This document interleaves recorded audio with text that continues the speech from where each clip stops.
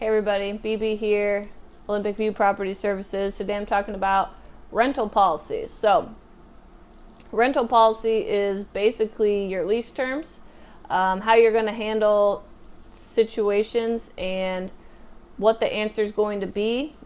If it's not, it's almost like frequently asked questions a little bit, but also they're written into the lease. And so sometimes the questions aren't in the lease because they haven't come up yet. For example, pets. Maybe they don't know the pet policy, and when they moved in they didn't have a pet, so they never asked, and now a year later they want to get a pet. So what's the policy? So the other reason that we have rental policies, because a lot of the information can be found in the lease, but the lease itself is, I think ours is currently 38 pages, so it's pretty big, and it's written in a way that's kind of difficult to understand for a lot of people. I mean, I do this as a profession. I'm college educated and English is my first language, and I struggle with some of the verbiage there. So, I'm pretty equipped, but you can see how it might be challenging if English is your second language and you don't work in real estate, you don't have a background in legalese. It can be a challenge. So writing out the main takeaways of the lease in simple plain English, and then making those rental policies, you go through them at move-in verbally, you provide them a written copy of that in addition to their actual legal lease, and then have an online, I recommend having an online version of it as well so they can access it anytime. We just put it up on the website with the same place where they pay their rent online, same place where you can do your maintenance requests online. So it's right there. If there's any question, they can go there instead of calling you. They can look up the information themselves. So what goes in the rental policy is basically anything you get questions about all the time. I have, if you can see this outline, that's why I sat this like this. It's a lot of stuff, but I'll just try and run through it real quick. You have your rent, how's it paid, where is it paid, when's it due by, what are the late fees, what's going to happen if your rent is late, what should they do if they know their rent's going to be late. Rent's a big one. What if there's insufficient funds, the check gets returned, what's going to happen then, all that stuff. So how you're going to handle all those situations. Utilities, who sets them up, how are they paid, who's responsible for them, etc., who's responsible for closing them down. Maintenance requests, how are those going to be handled, where can they submit them, what's the expectation turnaround time, etc. Pets, what's the pet policy? That's going to be dependent on you or the building owner. Is, what's the pet policy going to be? Okay. Renter's insurance, same thing. Occupancy, so that's basically how many people are allowed to live in a unit. So we go off the requirement, which is two people per bedroom plus one is that. So people sometimes have questions about that. They want to have 4 people in a 1 bedroom. No, not allowed. Okay, so lease term, so do you do fixed term, month to month? Are there exceptions? When, why, how? Okay, all that stuff.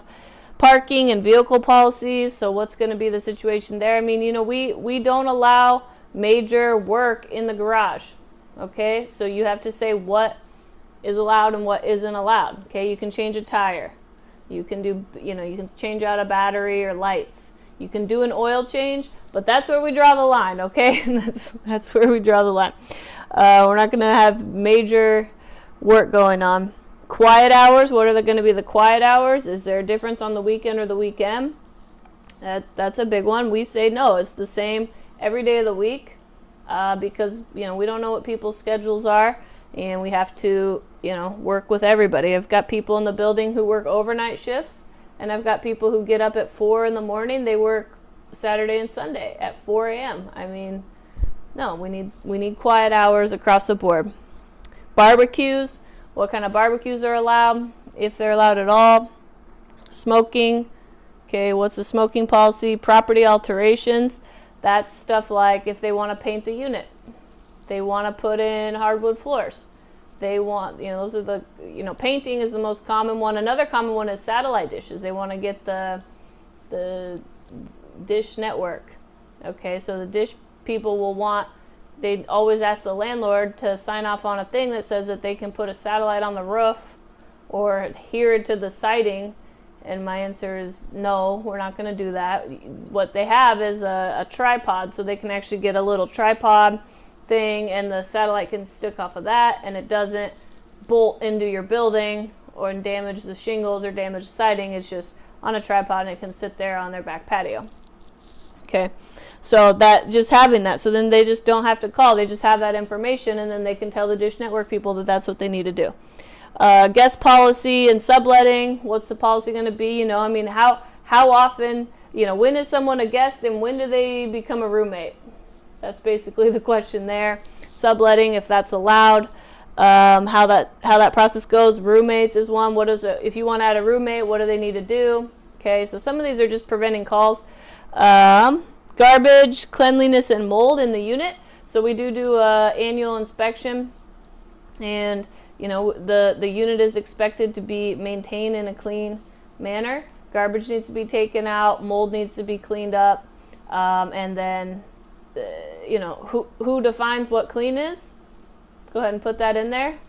Me is the one who's going to say, okay, this is bad. But basically, you know, there needs to be no garbage in the unit, and how that goes. It's usually not a big problem, but just go ahead and defining that so that if there's ever a question, it's like, no, sorry, I'm the one who defines cleanliness. Okay, notice to vacate. What's that process like? How do they do it? What should they do if they want to move out?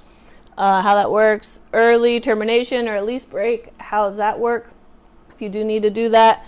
And then finally, your move in and move out condition reports and what those mean, and how they will be delivered to the tenant, and you know, where they can access them. So all that is good stuff, and really it just prevents questions from coming in via phone or email. They can just look up the answer themselves, and it protects you, so you always know the answer to the questions, because sometimes, you know, you forgot what your policy was. So if it's written down, you're held to it, and you know what it is consistently across the board for all of your tenants. Hope this was helpful. Take care.